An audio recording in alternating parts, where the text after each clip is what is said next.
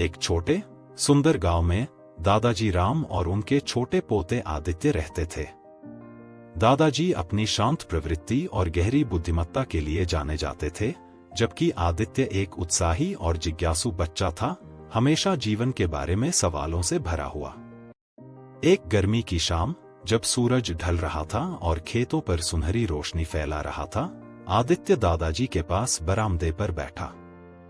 एक विचारशील नजर के साथ उसने पूछा, दादाजी, मैं कभी कभी इतना गुस्सा और परेशान क्यों महसूस करता हूं, भले ही कुछ भी बुरा नहीं हो रहा हो?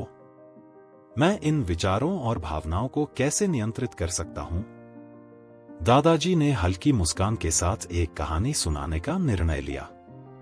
आदित्य, मैं तुम्हें अपने बचपन की एक कहानी सुनाता हूं, जब मैं तुम्हारी उम्र का था।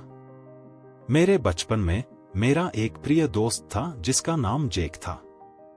जेक एक दयालु लड़का था, लेकिन वह अक्सर अपने गुस्से और नकारात्मक विचारों से संघर्ष करता था। एक दिन हमने गांव के किनारे रहने वाले एक पुराने साधु से मिलने का निर्णय लिया। वह अपनी बुद्धिमत्ता और लोगों को शांति दिलाने की क्षमता के लिए जाने जाते थे। जब हमने साधु से मुलाकात की, जेक ने अपनी समस्या बताई और साधु ने समझदारी से मुस्कुराया। उन्होंने जेक को एक सरल कार्य दिया। उन्होंने उसे 2 जार दिए। एक खाली था और दूसरा छोटे चिकने पत्थरों से भरा था। हर बार जब तुम्हारे मन में एक नकारात्मक विचार आए, साधु ने कहा, तो एक पत्थर भरे जार से खाली जार में डालो। लेकिन साथ ही हर बार जब तुम्हारे मन में एक सकारात्मक विचार आए, तो गहरी सांस लो और भरे जार की ओर देखो। शुरुआत में जेक नहीं समझ पाया कि इससे कैसे मदद मिलेगी, लेकिन उसने साधु पर भरोसा किया और उनकी सलाह मानी।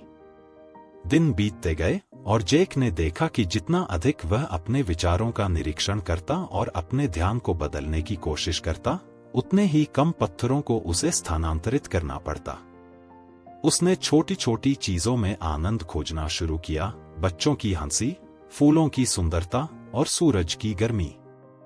एक दिन जेक ने महसूस किया कि उसने पूरे सप्ताह में एक भी पत्थर नहीं डाला था। वह हल्का, खुश और अपनी भावनाओं पर अधिक नियंत्रण महसूस करने लगा। वह साधु के पास जाकर धन्यवाद देने गया। साधु मुस्कुराए और बोले, देखो जेक, अपने विचारों पर नियंत्रण पाना एक बगीचे की देखभाल करने जैसा है। अगर तुम नकारात्मकता की खरपतवारों को बढ़ने दोगे, तो वे खुशी के फूलों को दबा देंगी। लेकिन अगर तुम अच्छे विचारों का पोषण करोगे और खरपतवारों को निकालोगे, तो तुम्हारा मन एक सुंदर बगीचा बन जाएगा। दादाजी ने आदित्य की ओर देखा, जो ध्यान से सुन रहा था। आदित्य, हमारे विचारों में बड़ी शक्ति होती है। वे हमारे देखने के तरीके और हमारी भावनाओं को आकार देते हैं। अपने विचारों के प्रति सचेत होकर और सकारात्मक पर ध्यान केंद्रित करके तुम अपनी भावनाओं को नियंत्रित कर सकते हो और शांति पा सकते हो। आदित्य ने सिर हिलाते हुए कहा, धन्यवाद दादाजी। मैं इस बात को याद रखूंगा और अपने आंतरिक बगीचे की देखभाल करूंगा। उस दिन से आदित्य ने अपने विचारों का निरीक्षण करने और सकारात्मक पर ध्यान केंद्रित करने का प्रयास किया। जब भी उसे गुस्सा या दुख महसूस होता, वह दादाजी राम की कहानी को याद करता और गहरी सांस लेकर अपने मन में खुशी के फूलों का पोषण करने का चुनाव करता।